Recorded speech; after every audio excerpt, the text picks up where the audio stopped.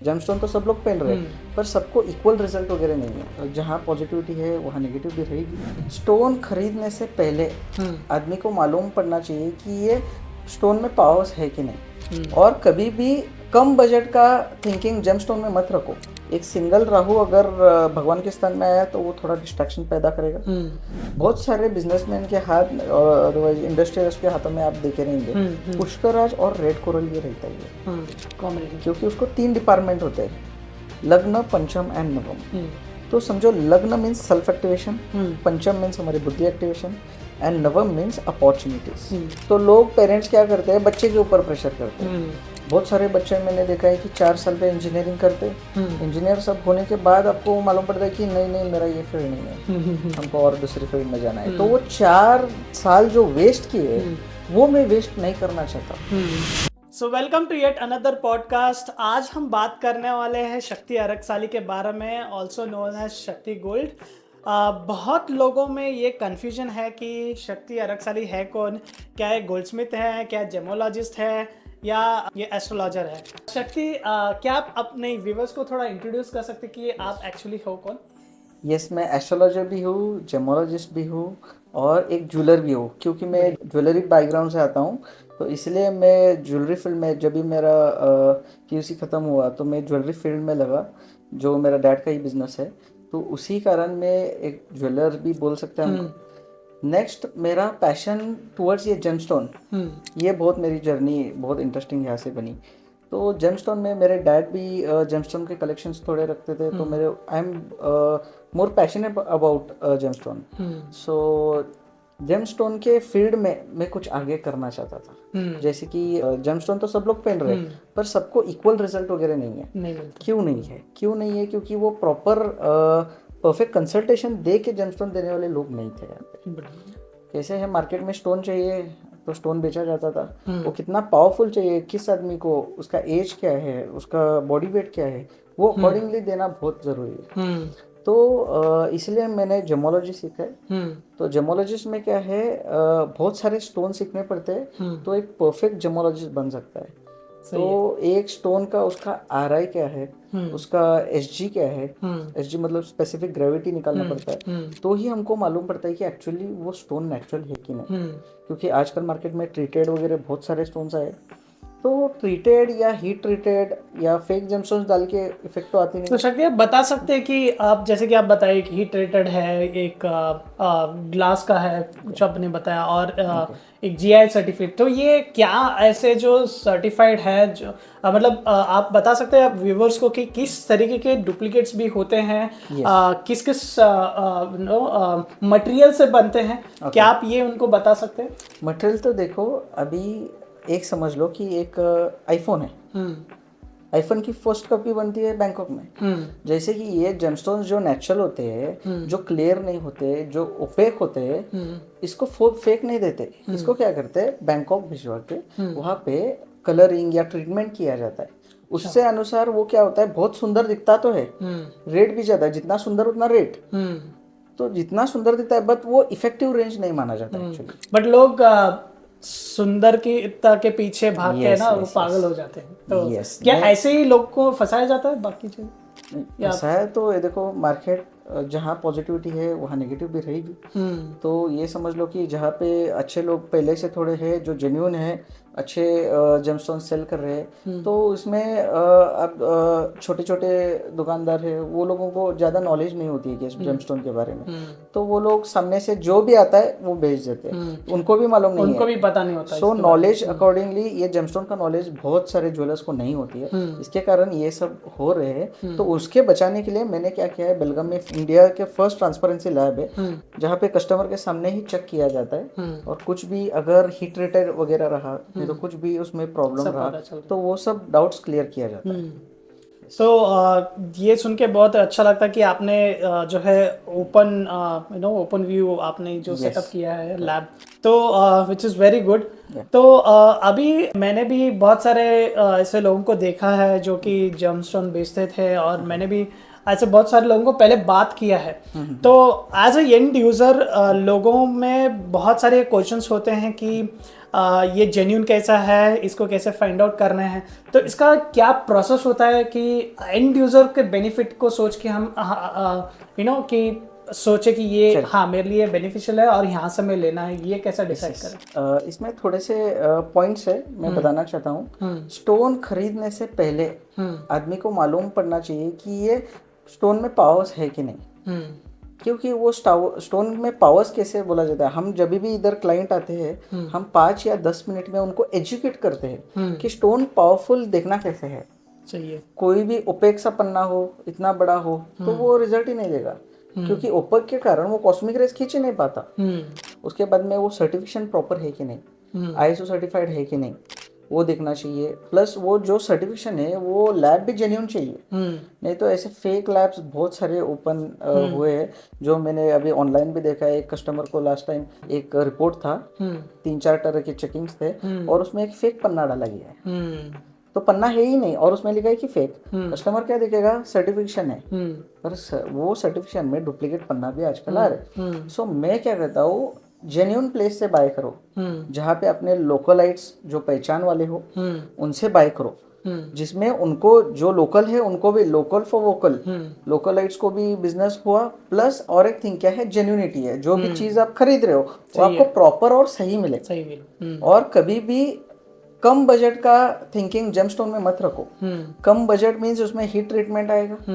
अगर आपका बजट ही कम है तो वो ज्वेलर तो थोड़ी वो ओरिजिनल आपको कम रेट में मिल जाएगा, कम में आता ही नहीं है। एक्चुअली स्टोन जो भी आता है उसका थोड़ा एक रेंज रहता है, उस रेंज से वो स्टार्ट होता है। सो ये मार्केट में जो में चल रहा है 5,000 में स्टोन है, 10,000 में स्टोन है, वो तो एक्चुअली नेचुरल होते ही नहीं है। उसमें एक तो हीट ट्रीटमेंट आएंगे, एक तो उसमें डाइड वगैरह आएंगी, और एक सारे तो फेक ही है, synthetic as you called as. तो शक्ति आप बता रहे थे कि ये जो जेमस्टोन है ये भेजा जाता है बैंकॉक में और फिर उसको वहाँ पे फिनिशिंग किया जाता है, फिर लाया जाता है। क्या आप बता सकते हैं ऐसे कौन से जो मार्केट है जहाँ पे जो बहुत जेमस्टोन का बड़ा मार्केट है, या फिर जो वहाँ पे ओरिजिन होते हैं स्टोन्स, ये कौन से ऐसे मार्केट हैं जो आप बताना चाहेंगे? ओरिजिन बहुत सारे हैं, श्रीलंकन है। ऐसा नहीं कि ओनली बैंकॉक डुप्लीकेशन बनाता है, श्रीलंका में भी हीट ट्रीटेड सब जगह होती है। पर एक्चुअली उसको पहले से एक नाम आया है, जो हीट ट्रीटेड पुष्कराज वगैरह आता था, हीट ट्रीटेड हमारे रूबी आते थे, तो वो बैंकॉक मेड रूबी ऐसा बोलते, तो एक नाम पड़ा है। एक्चुअली हीट ट्रीटमेंट सभी जगह होती है, इंडिया में भी होती है हीट ट्रीटमेंट। ऐसा कुछ पर्टिकुलर जगह नहीं है, सब जगह होती है। पर हमको जब हम लोग स्टोन्स बाय करते हैं तभी सर्टिफिकेशन में देखना पड़ता है कि वो हीटेड है कि नहीं।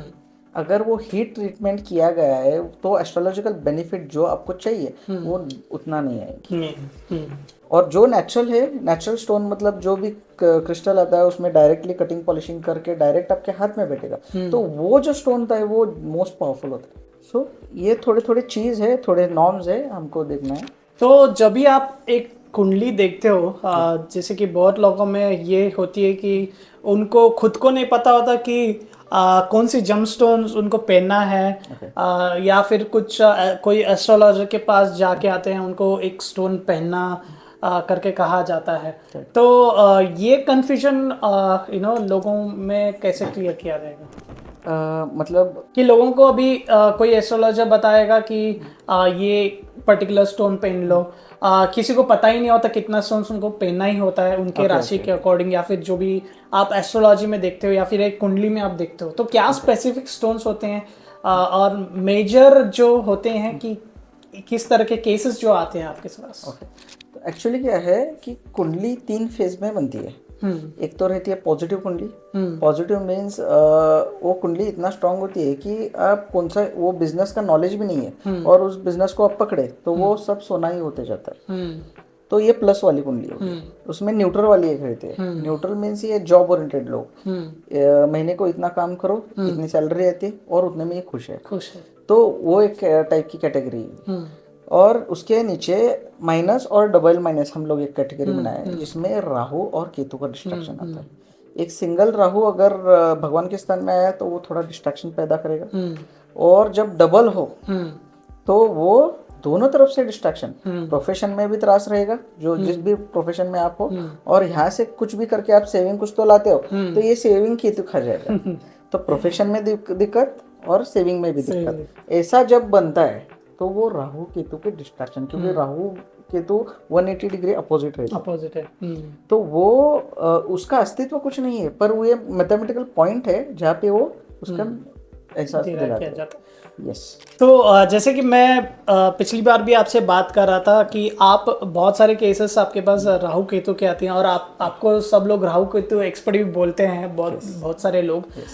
तो ये क्यों ऐसे राहु केतु के ही केसेस बहुत सारे आ जाते हैं? क्या मैक्सिमम लोगों को यही प्रॉब्लम देते हैं, राहु केतु ही प्रॉब्लम करते हैं अपनी कुंडली में? अभी क्या है, अभी जो जमाना चल रहा है ये कलयुग है। ओके, कलयुग में स्पीड। पहले जमाना देखो आप, एक 10 साल 15 साल पहले देखो, 5-5 साल में चीजें बदलती थी। 5-5 साल लगती थी चीज बदलने के लिए। हमारा सराउंडिंग्स रहने दो, कुछ भी रहने दो। आजकल इतना स्पीड जा रहा है, 1-1 साल में सब कुछ बदल रहा है। ओके, सो ये जो स्पीड पकड़ा है इस 10 साल में, जहाँ पे हम लोग स्पीड जा रहे हैं उसके पीछे राहु केतु का डिस्ट्रैक्शन है। तो राहु केतु वो भी पॉजिटिव कुंडली को नहीं, अगर वो माइनस और डबल माइनस में रहा तो वो लोगों को थोड़ा डिस्ट्रैक्शन रहेगा। पर रेमेडीज भी बहुत सारे हैं, एवरीथिंग हैज अ सोल्यूशन।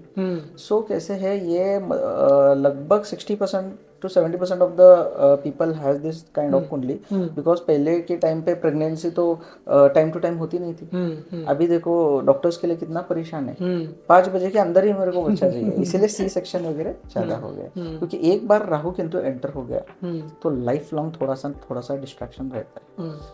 तो इसलिए तो ये जो राहु केतु होता है ये स्पेसिफिक पीरियड के लिए होता है, जैसे प्लैनेट्स रिवॉल्व करते हैं, या इसका कैसे रहता है प्रभाव? स्पेसिफिक पीरियड के लिए भी होता है जहाँ पे उनका पावर ज्यादा महसूस होता है, जहाँ पे दशा, अंतरदशा, प्रत्यंतर दशा एंड सूक्ष्म दशा, ये 4 फेज है हमारे ह्यूमन साइकिल में। तो जब भी उनका टाइम होता है तभी ज्यादा महसूस होता है।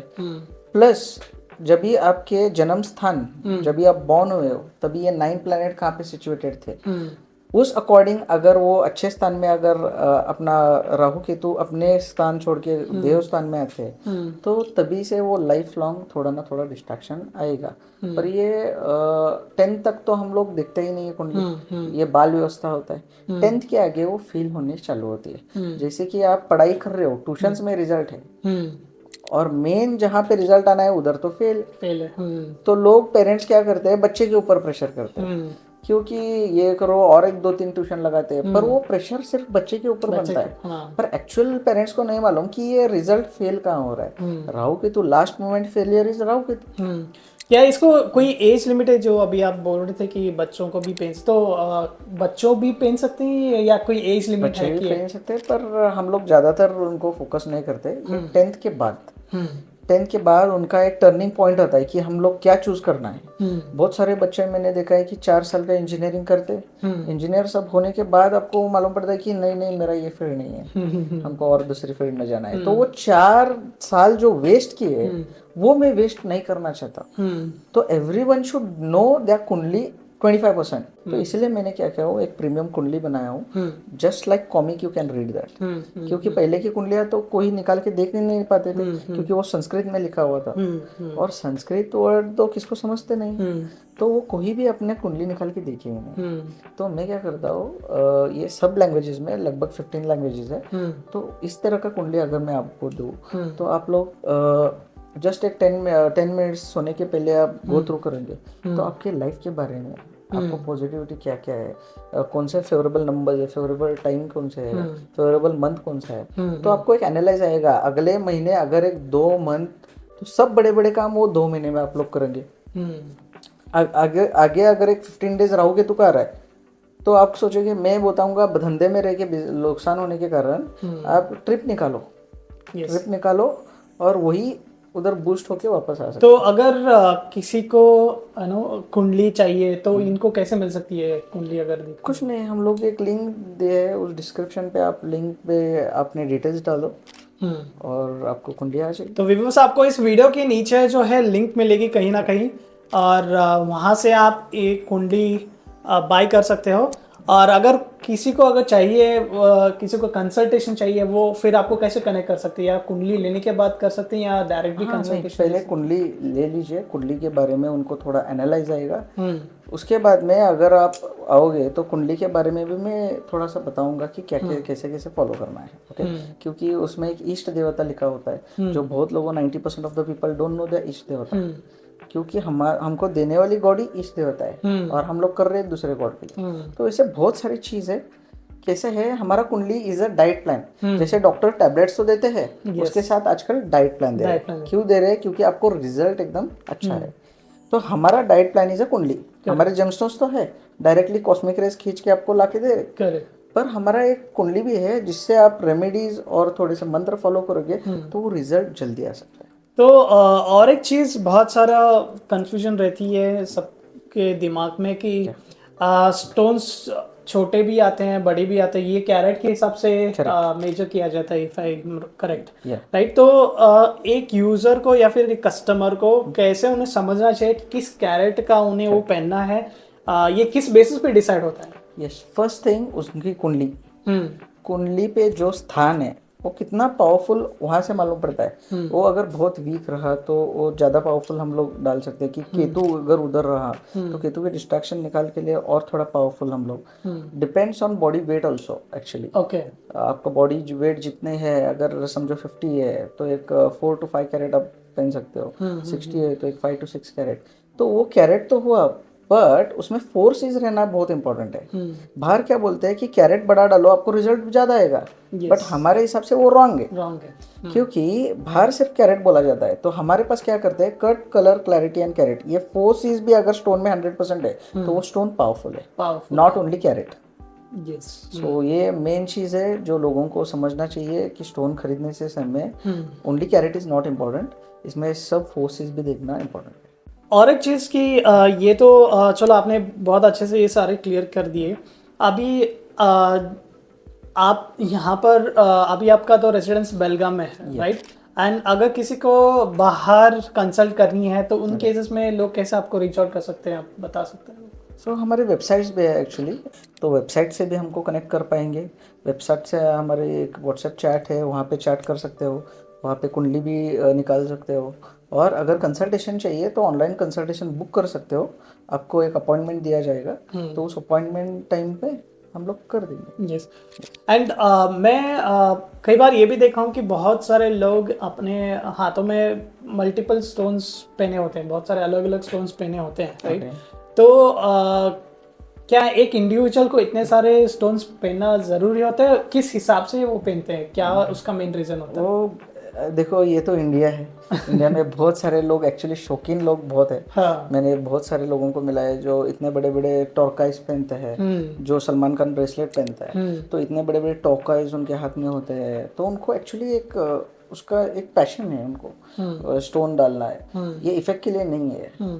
तो थोड़े लोग जो प्रीसियस में जाते हैं, precious stones like yellow sapphire रहता है, ब्लू सफायर, नीलम और रूबी, ये सब प्रीशियस में आता है, एमरल्ड, डायमंड। तो ये precious are meant to be directly connected to our planets. Okay, so ये 9 जेमस्टोन्स है, ये डायरेक्टली प्लैनेट से कनेक्ट करते हैं। बाकी सेमी प्रीशियस आता है, सेमी प्रीशियस ज्यादातर हम लोग सजेस्ट नहीं करते क्योंकि वो उपरतन होते हैं। उपरतन मीन्स उसका सब्स्टिट्यूट, करेक्ट? तो वो थोड़ा ही काम करेगा ना। जब 100% काम करने वाले जेमस्टोन्स है तो आप थोड़ा वाला क्यों देखते हो? तो मैं लोगों को टाइम देता हूँ, आराम से टाइम लो, गड़बड़ नहीं है, पर अच्छा खरीदो जिसमें आपको रिजल्ट अच्छा है और हमारा भी नाम बड़ा हो जाए। सही है। तो अभी जैसे कि आप बहुत अच्छे से बताया कि राहु केतु है, तो अब बहुत सारे लोग अलग अलग सेमी प्रीशियस पहनते हैं, तो प्रीशियस में भी कुछ लोग अलग अलग स्टोन्स पहनते हैं, तो ये कॉम्बिनेशन किस तरह से वर्क करता है? यहाँ पे सिर्फ 2 का टाइप के कॉम्बिनेशन है। एक तो आता है ग्रीन एमरल्ड, डायमंड एंड नीलम, ये एक कॉम्बिनेशन होता है। Second combination is yellow sapphire, Ruby and red coral. बहुत सारे बिजनेसमैन के हाथ और अदरवाइज इंडस्ट्रियलिस्ट के हाथों में आप देखे रहेंगे पुष्कराज और रेड कोरल ये रहता ही है, क्योंकि इनका जो कॉम्बिनेशन है ना वो बहुत बढ़िया है। पुष्कराज मीन्स गुरु। आपके कुंडली में अगर गुरु स्ट्रांग नहीं रहा तो कुछ भी स्ट्रांग नहीं है। तो इसलिए गुरु is business and red coral is opportunity. आपको सिर्फ बिजनेस डाला तो चलेगा, उसको अपॉर्चुनिटी चाहिए। अपॉर्चुनिटी कौन लाएगा? Red coral. इनका दोनों का जो कॉम्बिनेशन है, कॉम्बिनेशन के बाद जो रिजल्ट आता है तभी स्टार्ट होता है। सिर्फ एक ही स्टोन से कोई भी आदमी आज तक सक्सेसफुल नहीं हो पाया, उसको कॉम्बिनेशन करना पड़ता है। कॉम्बिनेशन, क्योंकि उसको 3 डिपार्टमेंट होते हैं, लग्न, पंचम एंड नवम। तो समझो लग्न मीन्स सेल्फ एक्टिवेशन, पंचम मीन्स हमारी बुद्धि एक्टिवेशन एंड नवम मीन्स अपॉर्चुनिटीज। सो ये 3 स्थान एक्टिवेट करने के बाद वो 3 अलग अलग हिस्सों से हमको रिजल्ट आता है। तो वो 100% स्टोन का इफेक्ट कंप्लीट। तो कॉम्बिनेशन के हिसाब से ही हमें चलना होगा। यस। अभी जैसे कि शक्ति, अभी आपने बताया कि कॉम्बिनेशन में स्टोन्स पहना जाता है। बहुत सारे लोगों को ये भी कंफ्यूजन होती है कि बस स्टोन पहनने से ये काम हो जाता है, कुछ उसके साथ और रेमेडीज भी करनी होती है। नहीं, इसमें बहुत लोगों का मन के डाउट्स मैंने क्लियर किए हैं। लोग एक्चुअली समझते हैं कि ये एक मैजिकल थिंग, ये भगवान है, उसको पूछते हैं। एक्चुअली हमारे हिसाब से, हमारे जमोलॉजिस्ट जो जमोलॉजिस्ट दिखते हैं उनके हिसाब से हम लोग एजेंट बुलाते हैं इसको, क्योंकि ये ना तो भगवान है ना तो इसमें कोई मैजिकल ऐसा कुछ तो है। ये एक केमिकल कॉम्पोजिशन है जिससे ये डायरेक्ट प्लैनेट को कनेक्ट कर सकते हैं। ये प्लैनेट के कॉस्मिक रेज को खींच के हमारे नर्वस सिस्टम में डालने का काम करते हैं। तो इसको उतना ही काम है। तो ये कोई मैजिक नहीं लाएंगे, इससे हमारा ऑरा अच्छा रहेगा। तो ये ऑरा से आपको मालूम पड़ जाएगा कि जो भी आप नेगेटिविटी थिंक कर रहे हो वो पॉजिटिव में कन्वर्ट करने शुरू होगा। जो भी राहु केतु आपको डिस्ट्रैक्ट कर रहा है, आपको जाना है राइट, वो बोलते हैं कि तुम लेफ्ट जाओ। तो जब भी वो राहु केतु का पावर्स हाई रहता है, आपका माइंड वो रूल करते हैं, इसीलिए कभी कभी हमारे लाइफ में डिसीजन गलत होती है। तो जैसे कि हम अभी राहु केतु का बहुत डिस्कशन कर रहे थे, तो अभी क्या ये राहु केतु के प्रभाव से, या फिर आप बोल सकते हो उनका रूलिंग का टाइम जब होता है तो बहुत सारे लोग गलत डिसीजन लेते हैं, इनके वजह से लेते हैं? यस। अब हाँ, उसमें बहुत सारे मैं लोगों को देखा हूँ, क्योंकि ये क्या करते हैं, जब भी इनका टाइम आता है, जब ये इनका पीरियड स्ट्रांग होता है, तो आदमी का दिमाग राहु केतु रूल करेंगे। ये डिसीजन तो रॉन्ग लेती है, बाद में उनको मालूम पड़ता है कि मैं ये डिसीजन क्यों लिया। तो ये चीज़ मैंने बहुत सारे देखा है। और जो भी कॉन्फिडेंस लेवल है, आपको लगता है कि आप में बहुत कॉन्फिडेंस है, पर मेन टाइम जब कॉन्फिडेंस लेवल देना है तभी आप फेल हो। कॉन्फिडेंस लेवल आती ही नहीं। तो ये क्यों होता है? जब राहु केतु का पावर्स हाई होते हैं तभी ये सब होता है। कंफ्यूजन क्रिएट करता है, आपको राइट जाओ कि लेफ्ट जाओ मालूम ही नहीं पड़ता, उसमें बहुत टाइम जाता है, उसमें कभी कभी अपॉर्चुनिटी भी चली जाती है। तो ये सिर्फ आदमी लोगों को कंफ्यूज रहता है। और एक मेन सबसे बड़ी बात राहु केतु की ये है, वो आपको सिर्फ प्रॉब्लम एक एक ऐसे फेंकते रहे, क्योंकि आपका दिमाग बहुत अच्छा है, बहुत चल रहा है, मालूम है उसको। आपको अगर ये फ्री छोड़ा ना, आप बहुत जल्दी भाग जाओगे ऊपर। तो इसलिए क्या होता है, ये प्रॉब्लम डालते रहता है। और क्या आप बने हो, आप प्रॉब्लम सॉल्वर हो, आप प्रॉब्लम सॉल्व करते ही रहते हो और आपको इतना स्ट्रेंथ आता है कि यार कल कौन सा भी प्रॉब्लम आने दो, उसको भी मैं सॉल्व करता हूँ, ऐसे स्ट्रेंथ आ जाता है। पर आपको मालूम नहीं कि ये आपको बिजी रख रहा है, क्योंकि आपका दिमाग कहाँ लगना चाहिए वहाँ लगना नहीं दे रहा है। तो ये मेन बात है, फर्स्ट अपने लाइफ से डिस्ट्रैक्शन हटाओ, बाद में आप आगे कौन से काम में भी जाओ, वो सब आपको अच्छा ही है। थैंक यू शक्ति, थैंक यू सो मच इतना सारा इन्फॉर्मेशन देने के लिए। बहुत ही वैल्यूबल इन्फॉर्मेशन आपने दिया यहाँ पे। तो व्यूअर्स, अगर आपको कोई भी कुंडली चाहिए या फिर कंसल्टेशन चाहिए, आप नीचे दिए गए लिंक पे क्लिक कर सकते हैं और कंसल्टेशन पा सकते हैं, या फिर कुंडली भी आप डाउनलोड कर सकते हैं इनको कंसल्ट करके। मिलते हैं हम अगले एपिसोड पे और फिर नए इन्फॉर्मेशन के साथ। और अगर आपको कोई और क्वेश्चंस है जो आप पूछना चाहते हैं, वो भी आप कमेंट में लिख सकते हैं। हम वो कोशिश करेंगे कि नेक्स्ट एपिसोड जब हम रिलीज करेंगे वहाँ पे आपके क्वेश्चंस आंसर करेंगे। So thank you so much and see you in the next episode.